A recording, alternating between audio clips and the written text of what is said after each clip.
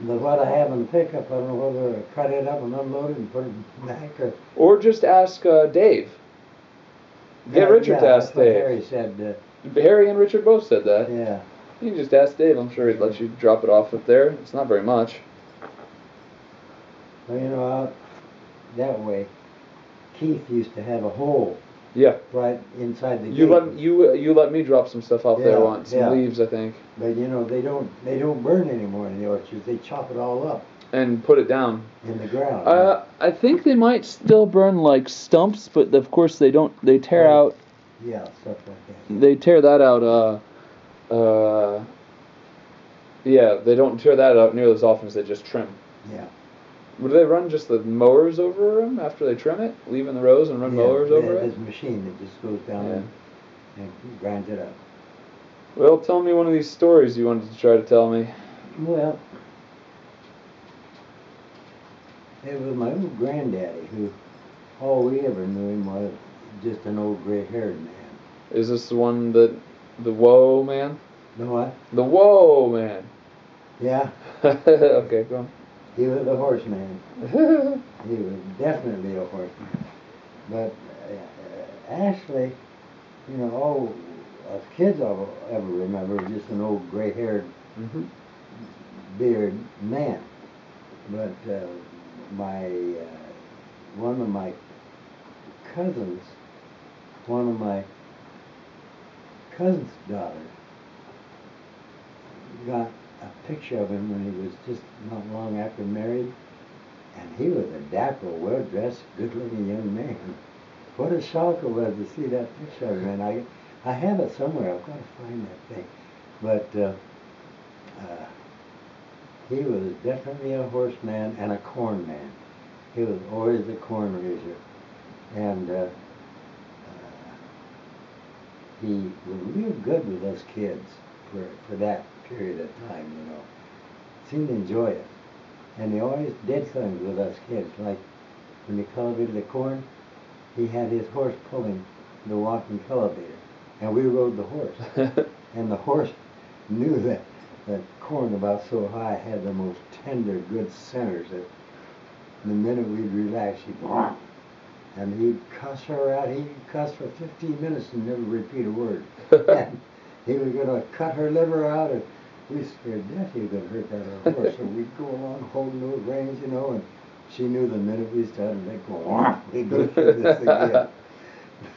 Back and forth, a row at a time, and he'd walk behind that cultivator. And another thing he always did with us kids, would come to our places with his wagon and team of horses and go up over the hills. We had some, you know, you say you want to see this, you would really enjoy to see this land. But up over the hill and clear down in the draw up in the mountains where we'd have a bunch of wood cut that winter and sawed up and drying and in a pile. And he'd haul it to our woodshed.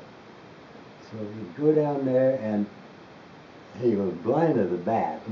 He'd see the pile, and he'd make up his mind he wanted to get the wagon turned around and headed home when we started loading it, so it all just start pulling it off. Yeah.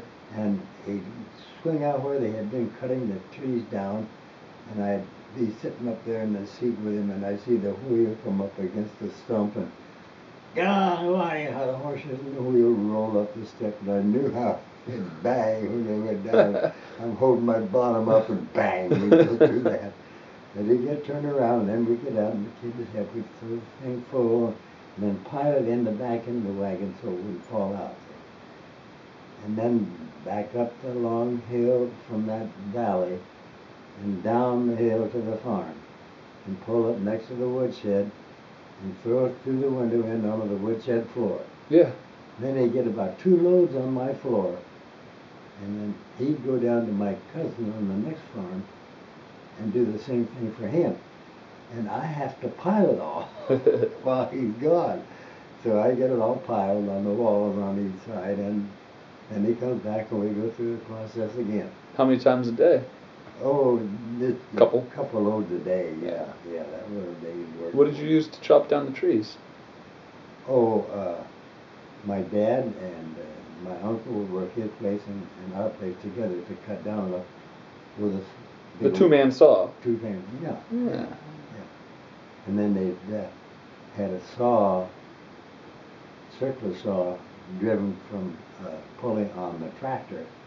They'd go to each place, and then a rack where they could lay these logs and cut 3 or 4 at a time. Then get the wood piled up all Oh, crossways. Yeah. Gotcha. And then we'd always usually hire someone to come in and split it up. Yeah. For stove wood, that much. And somebody didn't want to split it? Dad, no, they didn't have time. So they would hire someone to do that. Yeah. And so then we'd haul Granddad. That makes sense. And plowing the corn and really quite an old character. He was quite an old guy.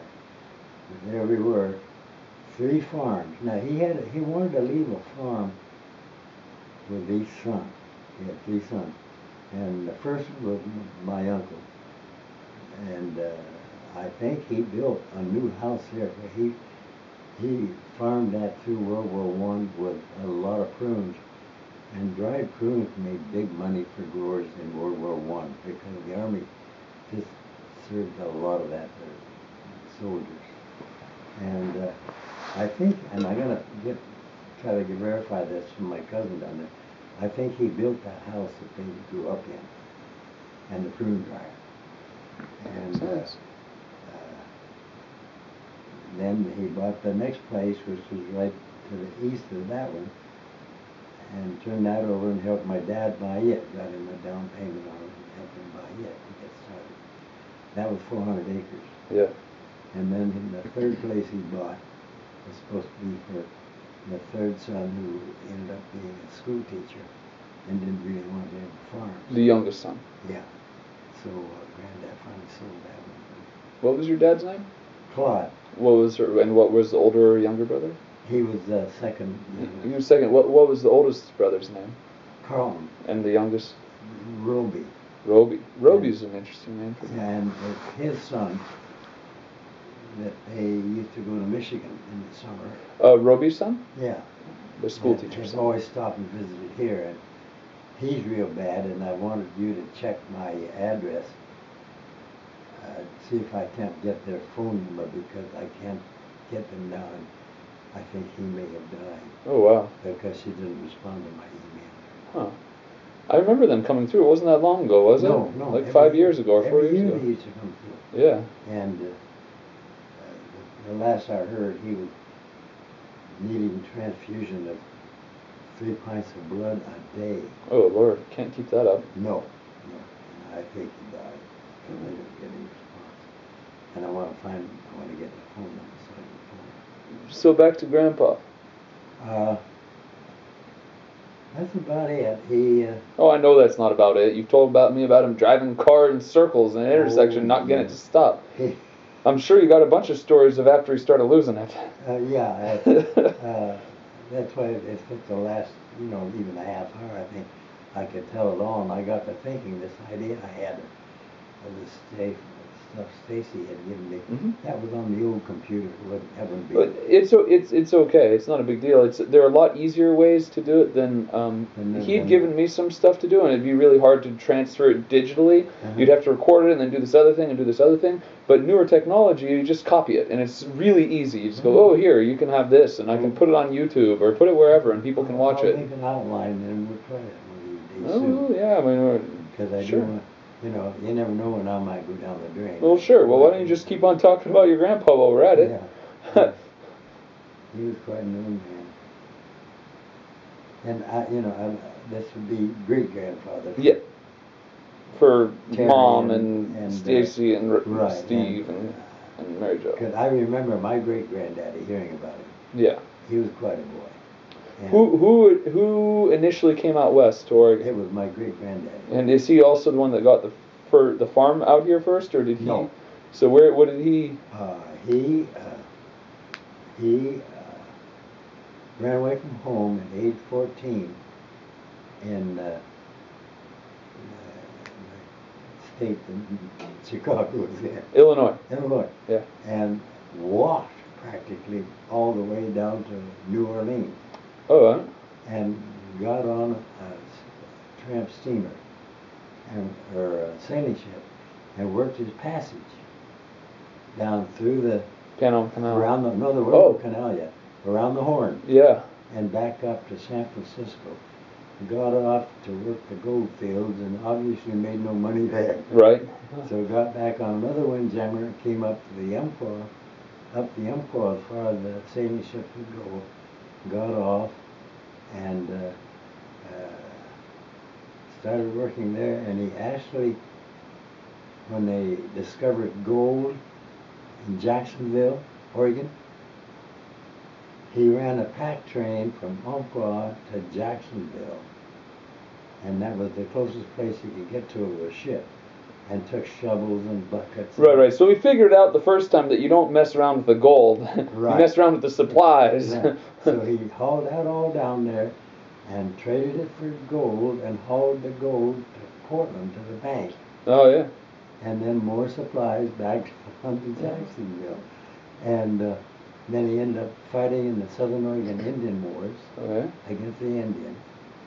And ended up filing a land claim domain within a crow flight of where I was born over some mountains. Oh, yeah. And lived out the rest of his life there and died. And the last piece of farm that he ended up buying and staying until he died was between Sutherland and Oakland, still there up on the hill.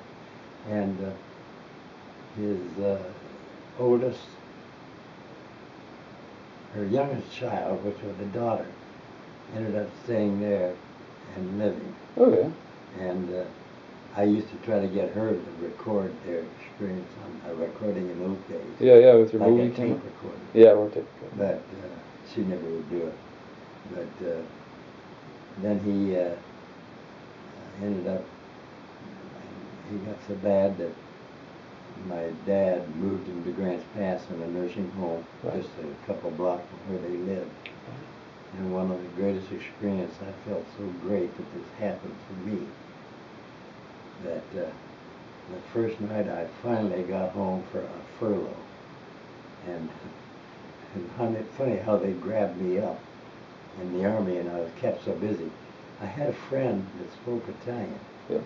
And he had taught me Italian so we could talk together in his language, and other people wouldn't know what we were saying. Well, when the Army took me in, they had all these Italian prisoners of war and no interpreters. Oh, yeah. And the first thing he did, he grabbed me to interpret. And I was kept busy for 2 years. My parents never saw me in uniform until I'd been in for over 2 years. Yeah.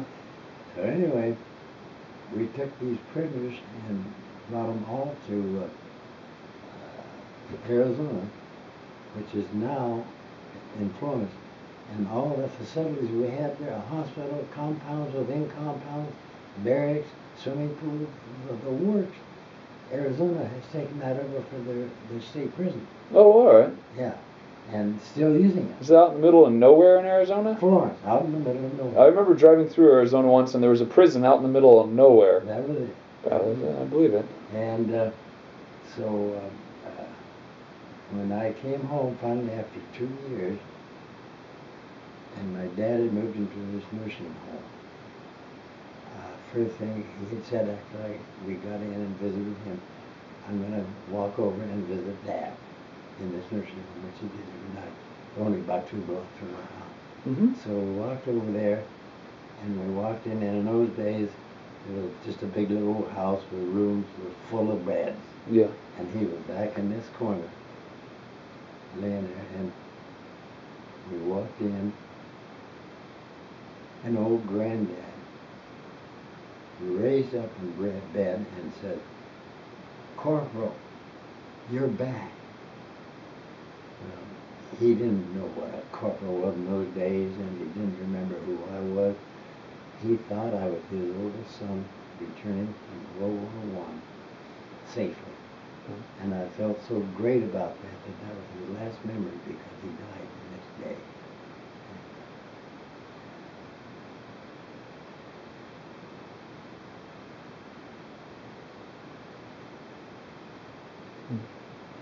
He was really a corn man. What got him into corn? You know? That was his lifestyle. Yeah. The last farm he bought had a great big field of field corn. Yeah. And had what we called a crib. And the building was built like this. So the corn, as you use it out the bottom, would move down. And it was a big field alongside this county road from our place into town. And people, when it was doing tender corn, not hard yet, like we pick it, people would stop and go down and pick. Steal corn? To eat. Oh, yeah. He'd get so mad at them. Yeah. So, what is field corn? That's what they use for stock. Okay. So he grew corn to feed cattle. Right. They'd run it through a grinder. They would grind the corn off the cob. Right. And then they'd usually have to crush it up some. Yeah. To feed the cattle. Yeah. And so, like, we pick it much earlier than that, and they leave it on the stalk a lot longer for when it's going for cattle. Yeah. Yeah. Right. And I was going to ask you something else. Oh, what powered the grinder? You said a tractor powered the... Cutting in two. Yeah. And the grinder we had was a hand crank. Oh, really? Yeah. For all the corn that you did? Yeah. We didn't have that much. We had about a 6-acre patch. And I think the biggest reason we had that every year across the road from the farmhouse was because the 4th of July my mother would buy skyrockets and Roman candles and stuff. And we were out in the front yard. Everything was dry around there by that time of year. You know? Yeah, yeah. So we always pointed the stuff out so it was out that plowed cornfield. Safe from fire. Yep.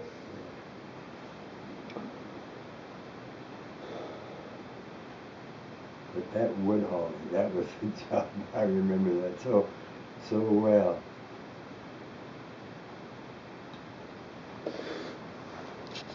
Quite a piece of land.